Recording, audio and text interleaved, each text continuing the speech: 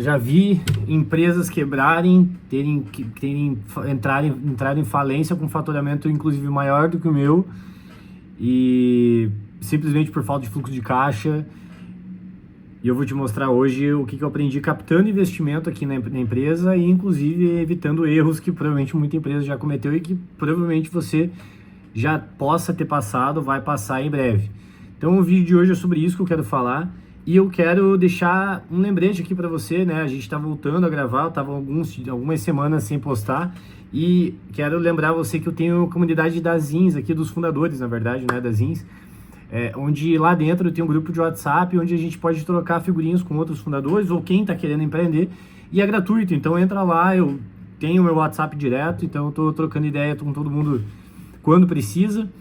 E te convido a também a dar like aqui no vídeo e compartilhar esse vídeo para quem você achar necessário, tá bom? E por último, cara, já se inscreve no canal, não te custa nada e ajuda muito a mim. A gente já bateu 300 inscritos, então vamos bater aí os 1000 inscritos, os primeiros 1000 inscritos aqui no canal, beleza? Então, o primeiro ponto é que muitas das pessoas que começam, seja um negócio físico, principalmente um negócio físico, seja um negócio digital, ou seja uma prestação de serviço direto, tendem a cometer esses erros, assim, teoricamente básicos, e que seriam elementares se, obviamente, a gente entrasse uma discussão aqui de que isso fosse tratado diretamente na educação fundamental e depois educação média, né, de ensino médio, e, obviamente, isso na faculdade. Eu só fui aprender quando eu aprendi na prática. E eu digo que é importante, principalmente quando você está abrindo um negócio físico, porque a gente está se tratando aí de estoque.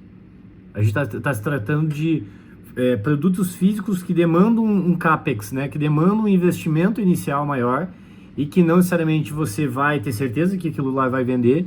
E ainda, dependendo do teu tipo de negócio, às vezes você vai ter um negócio que esse produto que você acabou de comprar tem um shelf life, né? Tem um tempo de vida muito curto, como por exemplo alimentos, como por exemplo produtos perecíveis, que às vezes tem a questão de dias que podem ficar disponíveis ali no seu estoque, né? Então aqui tem um perigo muito grande se você não tem uma controladoria básica. Eu não estou dizendo para você ter um time para fazer isso, estou dizendo para você mesmo saber cuidar disso, né? E aí eu vejo que muita gente já cometeu esse erro. Eu mesmo já cometi porque eu já tive uma unidade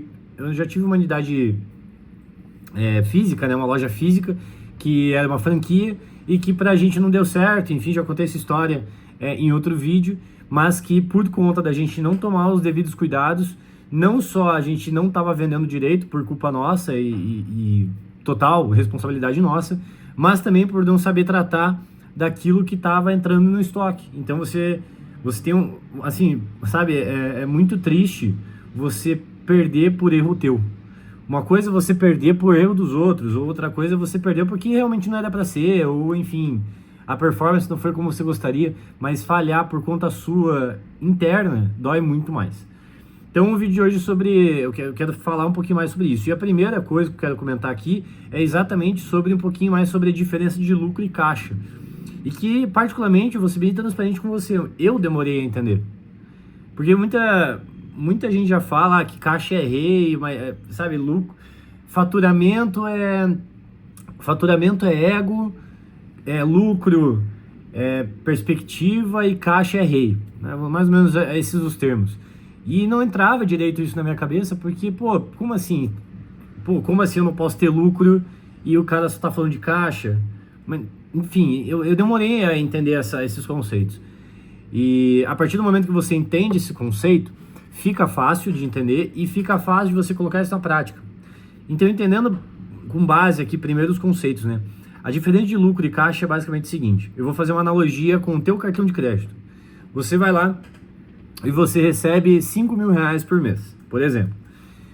Quando você vai lá e compra alguma coisa no Pix ou no débito, você concorda que aquele dinheiro sai do teu banco e vai para a conta do mercado que você comprou no débito.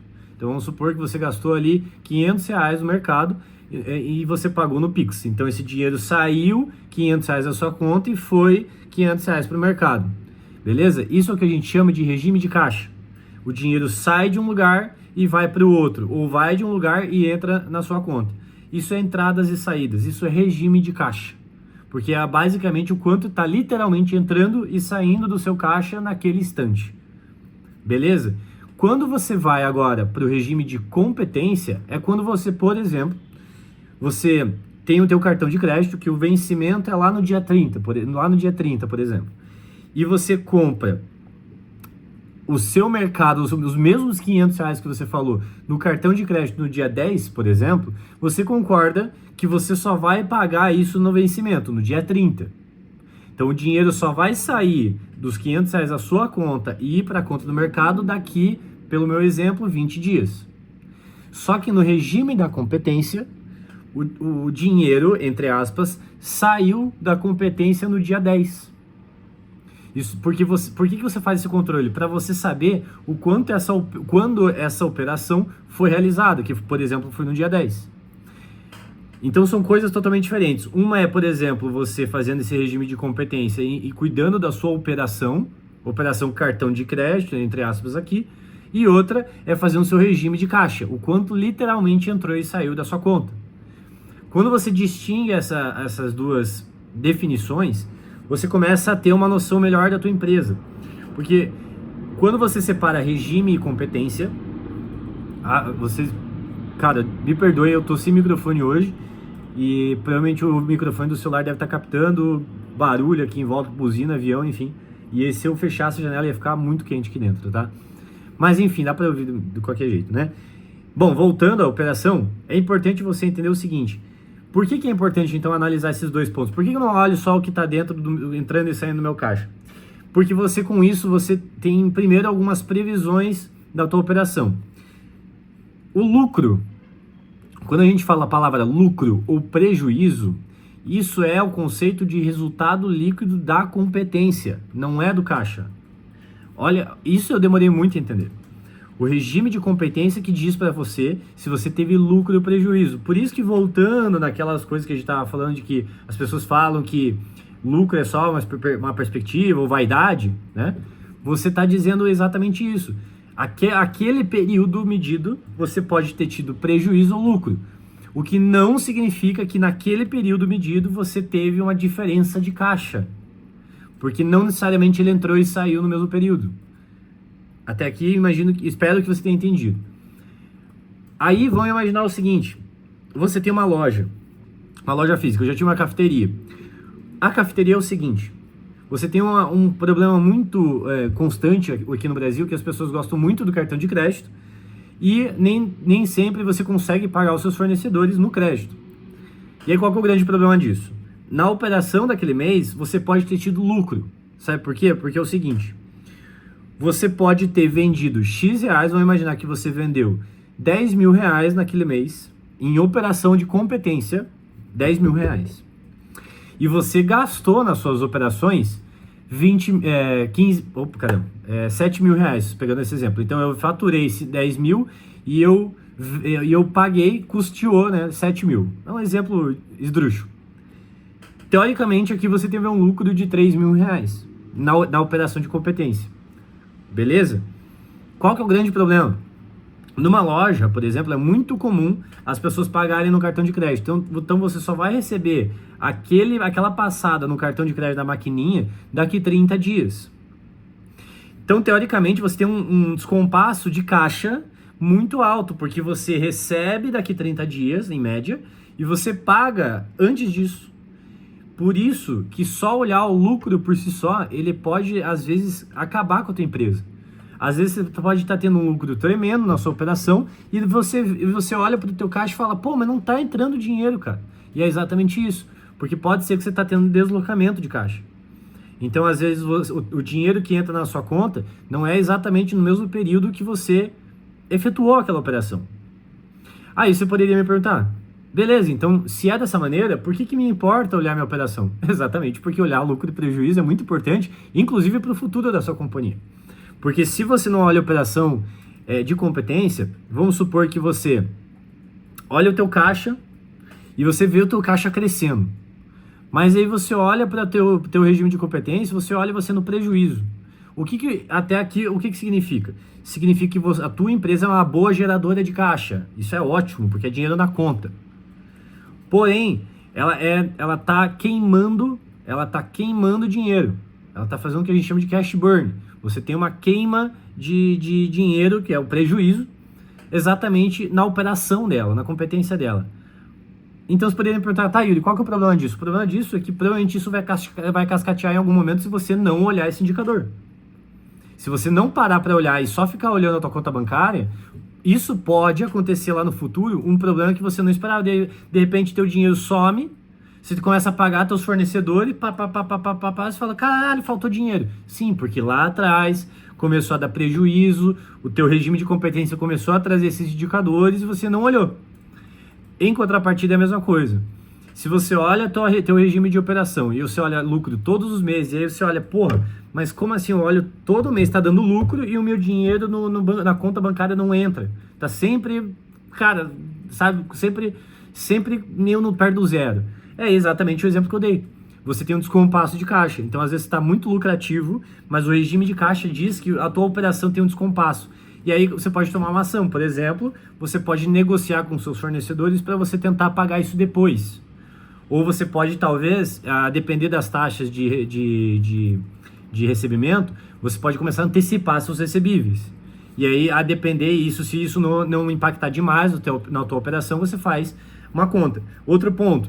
Pô, Yuri, tô pensando em tomar um crédito no banco exatamente para poder fazer uma segunda loja. Pô, tesão. Se você olha que a tua operação ela é lucrativa, mas não tá tendo caixa, é ótimo. Pega crédito, porque significa que no regime de competência, a tua operação é lucrativa. Ela só não é uma boa geradora de caixa. E digo mais, a maioria das operações hoje no Brasil e que estão na Bolsa Brasileira, elas trabalham dessa maneira. Você consegue imaginar que o mercado de varejo ele é absurdamente margem baixa e regime de caixa extremamente apertado. Então o controle deles é gigantesco. Vamos imaginar uma Hering, por exemplo, que compra, uma loja da Hering, por exemplo, que compra produtos ali para vender, que não tem certeza que vai vender. E aí, de repente, você precisa colocar aquilo em estoque, ou seja, estoque, você queimou caixa e você gerou estoque, beleza? Então, você queimou dinheiro da tua conta bancária, gerou estoque. Ótimo, o dinheiro tá aqui, ó. Aí você precisa fazer isso aqui girar. Para fazer isso aqui girar, você tem que colocar na loja, tem que fazer as ofertas, etc. E aí, aqui tá um grande problema. Se você não tem um controle de operação, você não toma cuidado da forma como você está vendendo. E aí muita empresa quebra pelo desespero de vender esse estoque, e aí vende a um desconto muito baixo. Isso gera caixa momentaneamente para pagar determinadas contas, mas no futuro gera prejuízo e uma hora vai quebrar. Enfim, o ponto crucial é isso, é entender esses conceitos a ponto de você não tomar esse erro. Tá? Então, por exemplo, a minha empresa ela é digital, ela é um marketplace. A gente conecta cliente com construtora. Eu sou uma ótima geradora de caixa, porque os clientes, eles em geral pagam à vista ou em poucas parcelas para mim. E eu pago os prestadores de serviço à medida que a obra vai avançando. Ótimo, eu gero caixa, ou seja, no regime de caixa, geralmente eu estou recebendo recurso. Agora, no regime de competência, depende muito das minhas vendas. Então, se eu vendo de pouco naquele mês, provavelmente eu vou gerar um prejuízo de competência. Mas eu estou tendo caixa. Ótimo, galera, foco em vender. Pô, agora vamos supor que eu venda muito, vende mais do que a meta, e está dando prejuízo ainda. Pô, e aí talvez tenha um outro sinal aqui que é o problema da operação.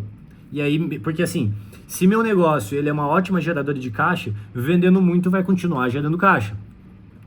Mas se você não olha aqui o prejuízo e o lucro, você pode tomar esse erro também de achar que só porque você é uma ótima geradora de caixa, que é só vender que não vai dar problema. Pelo contrário, muita empresa quebra por vender muito e não olhar o regime de competência ou de caixa.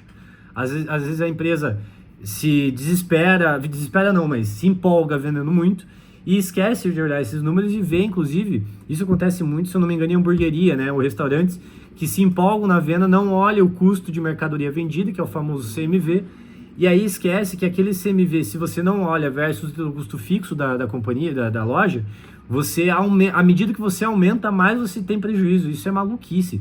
Então você tem que tomar um cuidado absurdo com isso. Empresas do digital e empresas de prestação de serviço têm que tomar esse cuidado também.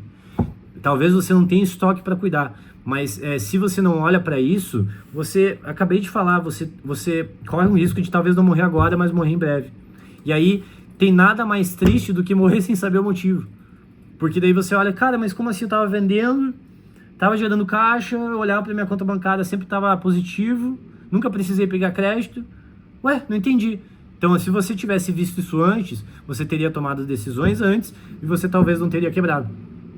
E para finalizar essa fala, vou dar uma prática aqui, por exemplo. Pô, Yuri, então, o que você poderia fazer se você olha todo mês tendo prejuízo, teu caixa sendo gerado e você não vê as coisas acontecerem? Eu olharia duas coisas.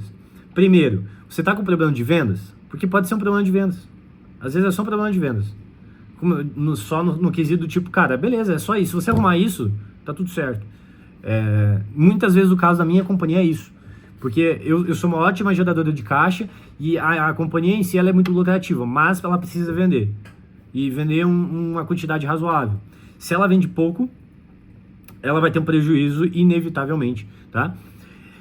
Agora, se você vende muito, você estipula metas e você está vendendo muito e você ainda está tendo prejuízo, mesmo tendo a geração de caixa, o que eu faria era sentar com os sócios e revisar os custos operacionais. O que efetivamente que a gente está pagando que não necessariamente precisaria estar aqui. E aí você começa primeiro a fazer uns realocamentos. Então, tira talvez uma operação desnecessária naquele momento, tira às vezes um canal de aquisição em teste que você está fazendo, e aí você faz umas reduções e começa a gerar lucro de volta, e aí começa a desafogar, e aí começa a pagar suas contas, e aí começa a reviver novos investimentos, tá? Porque a partir do momento que tua operação de competência é lucrativa e tua geração de caixa, e aí tua geração de caixa pode ser negativa e positiva a depender da situação, aí você toma novas decisões. Por exemplo, se tua geração de caixa for negativa, mas tua operação é lucrativa, como eu falei, você pode tomar um crédito. Pô, mas às vezes eu sou geradora de caixa e também sou uma lucrativa. Pô, maravilhoso. Aí talvez você não precise nem de crédito, só se realmente o crédito que você tomar for mais barato do que o valor que você tem de custo financeiro, né? Ou melhor, o custo financeiro não, de quanto você tem de rentabilidade daquele float, daquele dinheiro que você fica parado na conta. Beleza? Então, o vídeo de hoje era esse. Acho que ficou mais longo do que eu gostaria, mas espero que você tenha gostado. Um beijo, até o próximo vídeo. Valeu!